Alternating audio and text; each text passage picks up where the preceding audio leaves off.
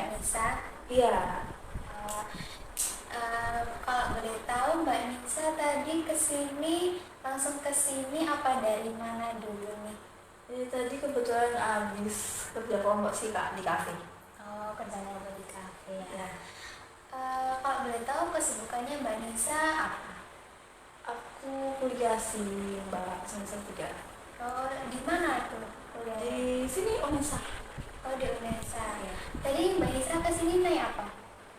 naik Gojek sih Mbak, soalnya nggak ada motor. Ya. Oh, nggak diantar pacarnya? Nggak ada sih Mbak. Oh, oke oke. Kalau boleh tahu Mbak Nisa asalnya dari mana? Rumahnya? Rumah asli ya, Iya. dari Kediri sih. Kebetulan saya rantau sih Mbak. Oh, jadi sendiri ya di sini ya? Iya, sendirian, nggak bisa siapa. Tadi Mbak Nisa sebelum kesini udah makan apa belum? Tadi ini sih Kak ngopi di kafe tadi, kalau makan berat belum sih. Oh, oke, nanti boleh ya makan Iya. bersama nanti ya. Iya. Oh iya, Mbak Nisa tadi kan kuliah di Unesa ya, Iya. semester 3. Kalau boleh tahu jurusan apa? Jurusan BK. Oh, jurusan BK itu Iya. ada ponakan saya juga di situ. Oh iya, siapa Mbak? Barangkali kenal. Nisa, Oh. sama dengan namanya. Oh iya, kayaknya kenal deh. Tapi kan namanya Nisa nggak cuma satu ya. Iya, tapi sekelas ada sih yang namanya. Oke. Dari katanya dia, Mbaknya dari mana sih? Dari Surabaya sendiri. Oh jadi artis. Ya, sini. Iya, temen saya juga sih. Oh, berarti itu ya Iya, mungkin ya mungkin. Mbak ya. Dunianya Iya. sempit banget ya Iya. Mbak ya. Kalau boleh tahu Mbak Nisa ini tahu tempat konseling ini di mana Mbak? Sebenarnya kan kalau BK kan emang udah beda sama konselingnya. Terus sama kaki saya tuh direkomendasiin ini kalau mau konseling gitu, katanya di sini beliau sering kesini gitu. Oh, jadi katanya Mbak Nisa tuh sering kesini. Iya. Oh, ya ada sih beberapa anak BK Iya. yang kesini sih Mbak.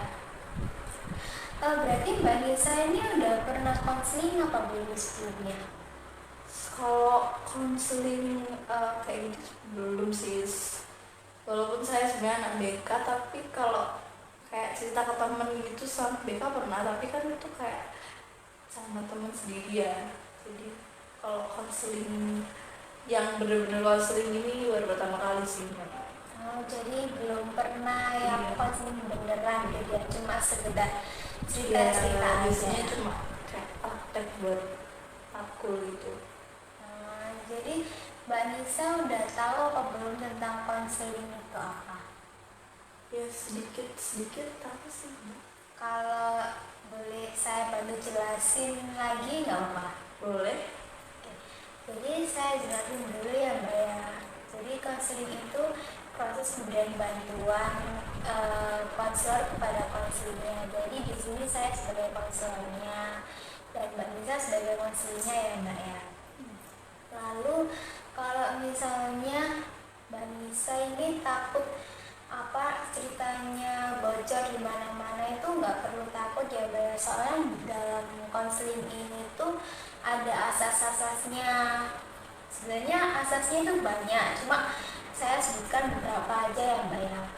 Jadi di konseling ini ada asas kerahasiaan. Jadi cerita Mbak Nisa itu bakal tertutup oleh saya, bakal nggak tak sebarin kemana-mana gitu. Lalu ada asas keterbukaan. Nah, asas keterbukaan ini Mbak Nisa itu nggak perlu khawatir. Jadi Mbak Nisa tuh bebas mau cerita apa aja bisa ya, kayak terbuka aja gitu. Lalu ada asas kesukarelaan. Kalau boleh tahu Mbak Nisa kesini dengan sukarela atau ada paksaan dari orang? Sukarela sih Mbak, kebetulan emang lagi pengen konseling. Oke, jadi Mbak Nisa dengan sukarela ya di sini tanpa ada paksaan apapun ya. Oke Mbak Nisa, dalam sesi konseling ini tuh waktunya itu 30 sampai 40 menit mungkin ya Mbak ya. Jadi kalau dirasa Mbak Nisa itu ceritanya banyak dan kurang untuk waktunya itu, kita bisa adain sesi selanjutnya. Jadi satu sesi ini isi 30 menit aja. Kalau 30 menit udah cukup gitu, kita nggak perlu ngadain sesi selanjutnya gitu ya Mbak ya. Jadi Mbak Nisa siap untuk ceritanya. Siap. Tadi kan saya belum nanyain kabar Mbak Nisa ya. Bagaimana kabarnya Mbak Nisa hari ini? Sebenarnya lumayan sih Mbak. Maksudnya kalau dibilang baik banget juga enggak, dibilang buruk juga enggak, ya biasalah. Jadi biasa aja gitu ya. Iya. Kalau boleh tahu apa yang membuat Mbak Nisa itu biasa aja? Mungkin karena ini sih Mbak, apa namanya, kayak akhir ini tuh aku merasa kayaknya aku tuh kurang bisa bersosialisasi gitu deh sama teman-teman sekelas aku. Jadi yang buat Mbak Nisa biasa aja itu kayak kurang bersosialisasi dengan teman kelas, teman kampus gitu ya. Iya, soalnya gimana ya, ini kan masih semester 3. Sebenarnya udah main lama sih, setahun ya kuliah, tapi aku masih merasa kayak kurang cocok aja di lingkungan baru. Soalnya aku merasa tuh mereka beda banget sama Teman SMA. iya, mungkin teman SMA aku tuh kayak gimana ya, beda aja gitu dari cara mereka memperlakukan aku, terus ya jokesnya juga beda. Iya, terus aku kan sempat ngomong ke temen aku, kok pertemanan aku sama kuliah aku beda ya. Terus dia tuh bilang gini, emang gitu, kalau SMA tuh nggak apa-apa kamu circle-circlean, tapi kalau kuliah tuh mending kamu nggak usah deh, cukup temenan aja gitu. Ya gimana ya, kalau soalnya kan aku di Surabaya kan sendiri ya nggak punya siapa-siapa. Jadi menurut aku tuh lingkungan pertemanan tuh juga penting gitu loh. Kayak bukan berarti aku cuma mau circle-circlean, tapi kan kalau sendiri gitu terus kita nggak punya teman deket kan gak enak ya Mbak. Udah di Surabaya sendiri nggak punya siapa-siapa, terus kalau kita nggak punya teman deket pun kita mau minta tolong ke siapa gitu. Terus ya udah sampai sekarang tuh aku nggak punya teman deket Mbak, soalnya aku ngerasa kayak kurang cocok gitu. Dan teman-teman aku selalu bilang, jadi kamu gak usah circle-circlean deh kalau di kuliah sama temen. Tapi sebenarnya aku tuh kayak butuh gitu loh Mbak. Jadi Mbak Nisa tuh ngerasa di kuliah ini tuh sangat beda banget dengan SMA ya, apalagi dengan lingkungannya, dengan teman-temannya. Apalagi kan Mbak Nisa kan dari luar Surabaya juga ya. Itu pasti beda banget antara Surabaya dan asalnya Mbak Nisa di Kediri tadi. Dan Mbak Nisa itu pengen punya teman cerita gitu kak? Iya, Waktu soalnya kuliah itu. iya sih Mbak, soalnya aku dulu tuh SMA tuh kayak punya circle gitu, isinya orang 10, banyak banget sih. Banyak Mereka banget tuh ya Mbak. iya, mereka tuh teman deket aku yang benar-benar deket. Ya bukan berarti aku tuh mengelompokkan teman-teman, enggak. Aku sama sekelas tuh tetap akur, tetap kita semua temenan, tapi aku tuh punya teman deket gitu loh Mbak. Iya. 10 orang itu teman deket aku, tapi yang lainnya sama yang lain aku juga tetap temenan, bukan yang Cuma musuhan enggak gitu. yang sedekat itu. Iya, iya. Nah, sama temen-temen aku tuh aku ngerasa bebas dan aku bisa cerita sepuasnya tanpa mereka ngejudge, dan kita tuh nyambung banget gitu.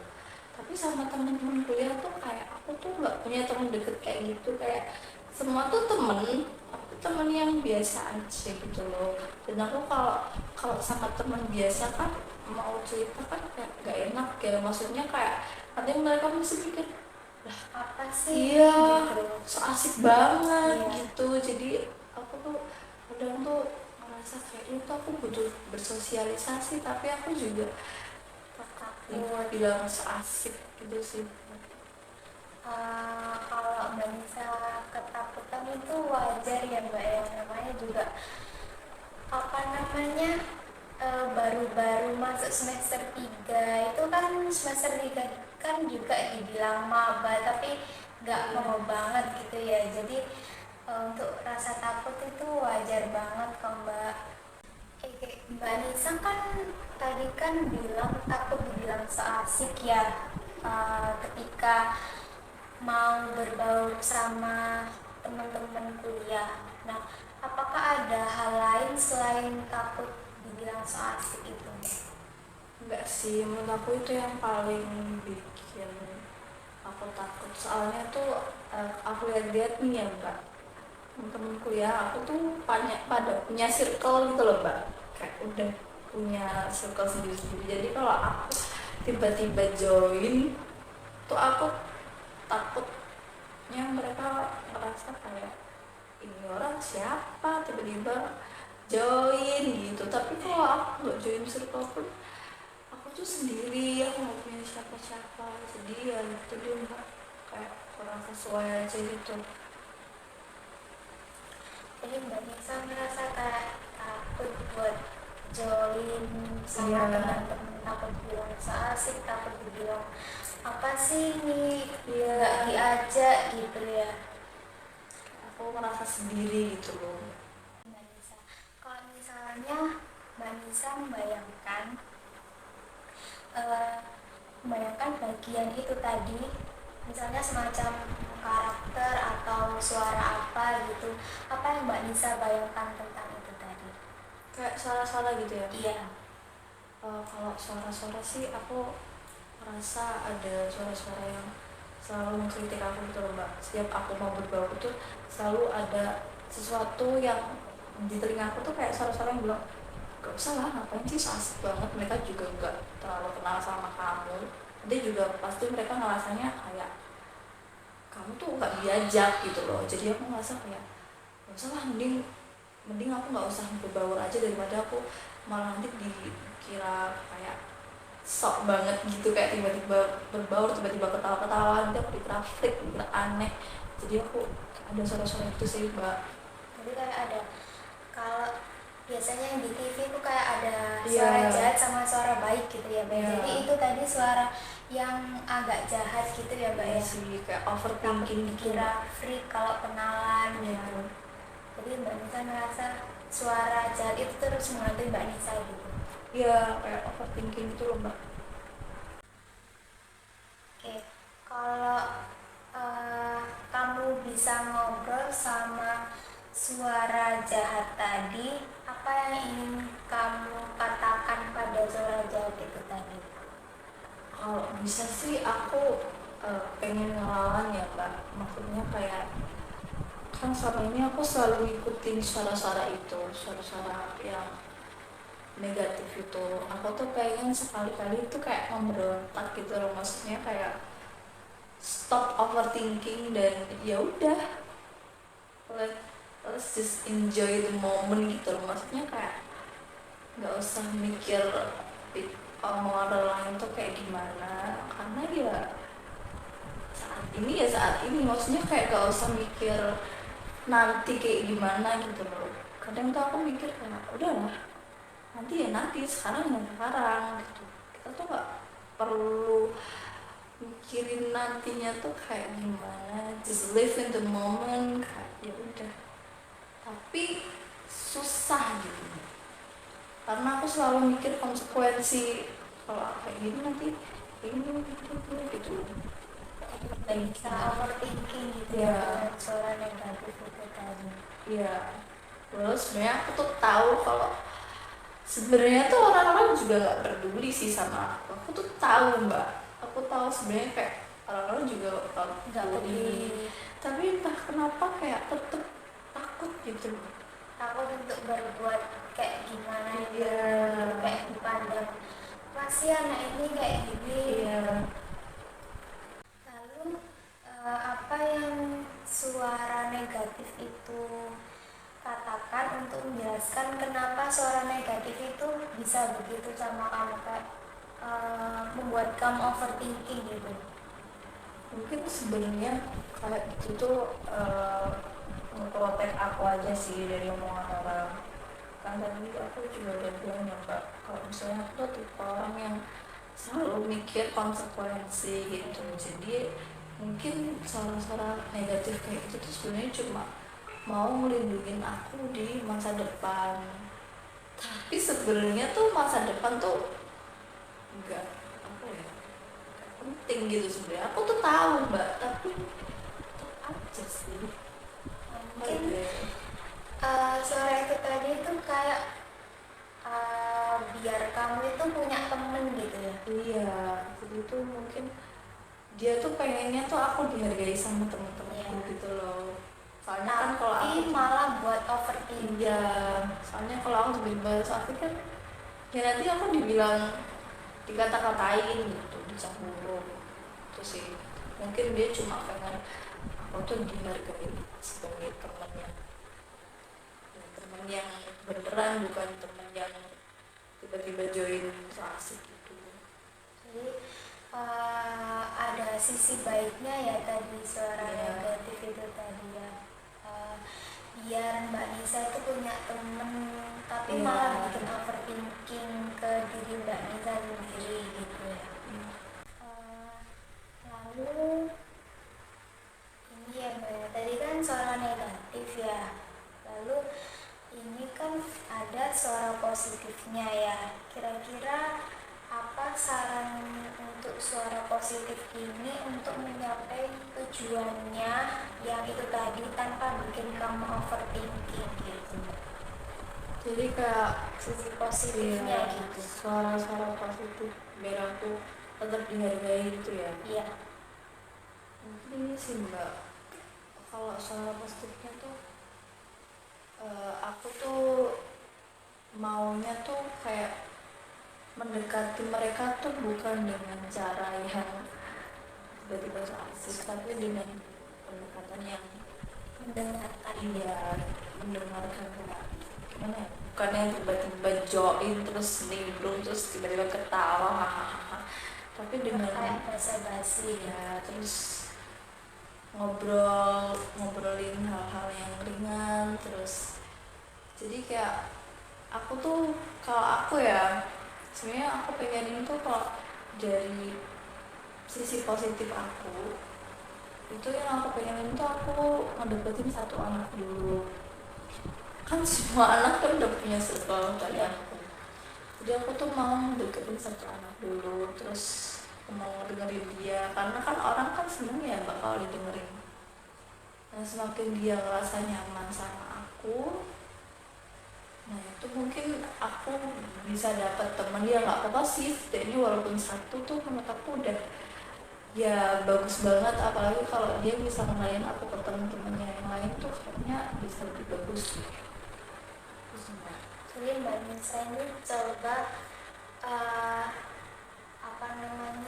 ngedeketin satu teman dulu ya. Iya, ngedeketinnya secara emosional gitu sih Mbak. Terus barangkali dikenalin sama temen-temennya, ini aku ada temen baru nih gitu ya Mbak ya. Jadi itu sisi positifnya dari negatif itu tadi. Ya, jadi kayak jalannya menuju tetap bersosialisasi tapi dengan dari bertahap gitu. Iya, dari sisi positif gitu sih. Lalu tadi kan kita udah bicara tentang mindset overthinking, lalu banyak banget ya tadi ya Mbak ya. Lalu saya mau kasih usul atau saya mau menawarkan 3 pilihan nih Mbak untuk membantu Mbak Nisa ini menghadapi overthinking itu tadi ya. Yang pertama itu coba Mbak Nisa mencoba teknik untuk mendengarkan aktif ya, seperti fokus pada apa yang orang lain bicarakan gitu, jadi nggak langsung tiba-tiba nyamber gitu aja. Lalu yang kedua itu ada itu apa mulai kayak berbaur gitu, Mbak Nisa tuh siapin 2 ke 3 pertanyaan atau kayaknya satu nggak cukup deh kalau buat basa-basi gitu. Mungkin pertanyaan apa? Kayak misalnya nanyain kabar, gimana nih kabar kamu, terus kalau misalnya masih belum kenal nih, tanyain siapa namamu, asal mana gitu ya. Lalu ada yang ketiga ini, coba kalau Mbak Nisa ini misalnya merasa cemas gitu, Mbak Nisa ini apa namanya, perhatikan hal-hal yang di sekitar Mbak Nisa agar Mbak Nisa itu tidak merasa cemas kayak nggak punya teman gitu. Apakah Mbak Nisa ingin mencoba 3 saran itu atau ini salah satu atau gimana? Yang ketiga tadi kayak gimana? Kayak misalnya Mbak Nisa ngerasa overthinking atau cemas kayak nggak punya teman, kayak perhatiin hal-hal yang di sekitar Mbak Nisa gitu, jadi kan kayak agak lebih lega gitu ya, nggak melihat orang lain itu kayak gitu. Jadi kayak ngalihin fokus ya. Iya. Mungkin aku mau coba yang bagian pertanyaan-pertanyaan tadi sama dengerin aktif sih Mbak. Soalnya aku udah sih kalau dengerin aktif itu aku sebenarnya pernah gitu udah. Dan menurut aku itu udah lumayan lah. Jadi Mbak Nisa ingin nyoba yang mendengarkan aktif sama yang Masih basa-basi gitu ya Mbak ya. Tadi kan Mbak Nisa kan ingin coba fokus sama mendengarkan aktif. Sebenarnya mendengarkan aktif tadi kan Mbak Nisa udah ngelakuin ya. Lalu yang kedua ini mencoba basa-basi gitu ya Mbak ya. Lalu apakah mendengarkan aktif dan mencoba basa-basi ini cocok dengan diri Mbak Nisa atau kayak mengganggu hal lain yang ada di dalam diri Mbak Nisa, dan apa dampaknya kalau Mbak Nisa itu mulai coba ngelakuin itu tadi, mendengarkan aktif dan basa-basi itu tadi. Mungkin aku rasanya sih mendengarkan itu cocok sih sama pertanyaan. Soalnya dulu tuh aku SMA tuh termasuk apa ya Mbak, pede, dan menurut aku ya aku tuh dulu tuh sangat percaya diri, sangat gampang bersosialisasi, dan ya sebenarnya aku tuh udah biasa gitu loh Mbak dulu tuh.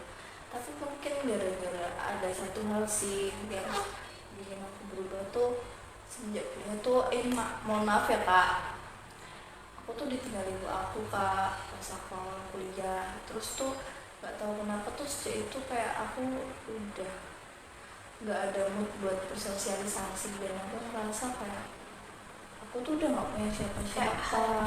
Iya, terus aku kayak aku udah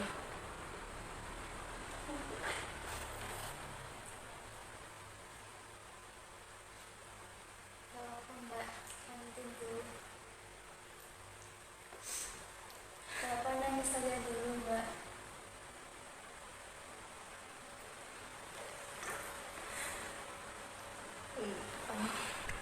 makanya itu aku kayak susah bersosialisasi di awal kuliah. Tapi mungkin aku bisa juga sih karena aku juga dulu udah kayak biasalah percaya diri. Ini Mbak Nisa butuh tisu. Saya ambilin tisu dulu ya Mbak ya. Ini Mbak tisunya dulu. Boleh gitu namanya dulu Mbak, nggak apa-apa.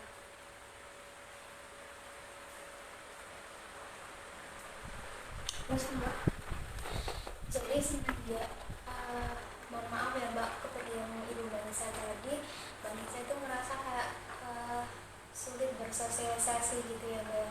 iya, Merasa kayak aku tuh ngerasa kayak gak punya siapa-siapa gitu Mbak. Kayak aku ngerasanya kayak udah kehilangan kepercayaan diri gitu. Jadi kayak dunia tuh serasa hancur gitu ya Mbak ya. Apalagi kan ditinggali ibu gitu ya Mbak ya. Saya paham Mbak perasaan Mbak Nisa gimana. Saya juga turut berduka cita ya Mbak ya. Kalau boleh tahu, ketika Mbak Nisa mencoba hal itu tadi, mungkin ada nggak yang merasa keberatan di bagian dalam diri Mbak Nisa? Mungkin kalau aku masih nyoba awal-awal mungkin tetap ada sih Mbak, kayak yang merasa kayak masih ada suara negatif yang kayak apaan sih, asik banget, gak usah lah, gak ada yang peduli sama kamu. Tapi mungkin aku mau sih Mbak untuk sekali-kali aku tuh nggak ngedengerin suara negatif itu tadi, dan aku lebih Mengambil sisi positif ya fokus ke tujuannya gitu, tujuan aku buat dihargain ya. di pertemanan tanpa dianggap asik gitu sih. Jadi Mbak Nisa bisa mengambil sisi positifnya gitu ya Mbak ya. Ya, Biar kayak Mbak Nisa punya temen dan lebih dihargai lagi. iya sih.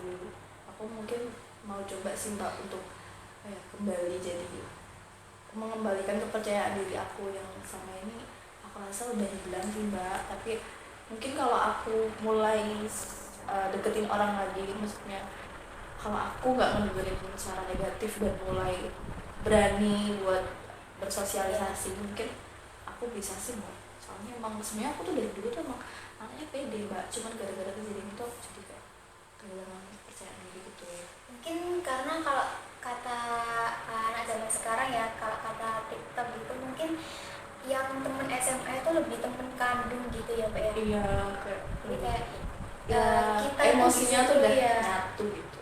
Iya sih Mbak. Oke Mbak Nisa, jadi tadi udah 30 menit berlalu ya Mbak ya, bahkan lebih. Iya. Jadi Mbak Nisa, gimana rasanya, udah lega atau udah gimana tadi cerita? Gimana ya, menurut aku udah lega sih. Soalnya sama ini aku tuh nggak pernah cerita kalau misalnya aku tuh kayak aku tuh nggak pernah mention yang kejadian itu aku tadi. Maksudnya orang-orang tuh tahu aku jadi kehilangan kepercayaan diri, tapi mereka nggak tahu karena apa gitu. Dan aku baru gitu ya. Iya, dan aku tuh baru cerita kali ini, jadi aku ngerasa kayak didengar aja sih. Terus aku juga udah ngerti sih caranya gimana untuk mengembalikan kepercayaan diri aku, walaupun nggak secara gamblang, maksudnya nggak langsung disuruh harus gini-gini, tapi aku mulai notice kalau oh iya ya, misalnya aku tuh bisa dengerin suara positif. Maksudnya kan nggak perlu ngedengerin suara negatif sendiri. Maksudnya kan aku juga punya kontrol atas diri aku sendiri ya Mbak. Jadi aku udah menemukan cahaya lah, intinya ada titik terang lah. Udah lebih plong gitu ya. Iya, alhamdulillah. Jadi Mbak Nisa ngerasa habis cerita ini tadi, Mbak Nisa ngerasa udah lebih lega dan udah lebih percaya diri di lingkungan kampus ini tadi ya Mbak ya. Iya, alhamdulillah ya Rabbil Alamin. Udah lebih mendingan berarti ya Mbak ya. Ya. Oke. Saya juga terima kasih banyak ya Mbak ya, tadi Mbak Nisa udah datang ke sini, apalagi kan panas-panas ya Mbak ya, siang-siang. Jadi sebelumnya mohon maaf saya bisanya siang. Iya, pasti Mbak. Saya juga lagi free-nya juga siang. Kalau Mbak Nisa besok ingin cerita lagi juga nggak apa-apa, nanti WA saya dan jadwalkan lagi ya Mbak ya. Iya, jadi kalau misalnya aku lagi pengen cerita mengenai kayak proses aku itu apa kan Mbak? Boleh Mbak, boleh di-share ke WA atau boleh ketemuan juga boleh Mbak. Share progresnya bagaimana Mbak Nisa, udah bisa bersosialisasi apa belum, udah punya temen apa belum, boleh di-share ke saya. Oke Mbak, nanti saya kembali kalau aku udah ada progres. Terima kasih ya Mbak Nisa. Ya,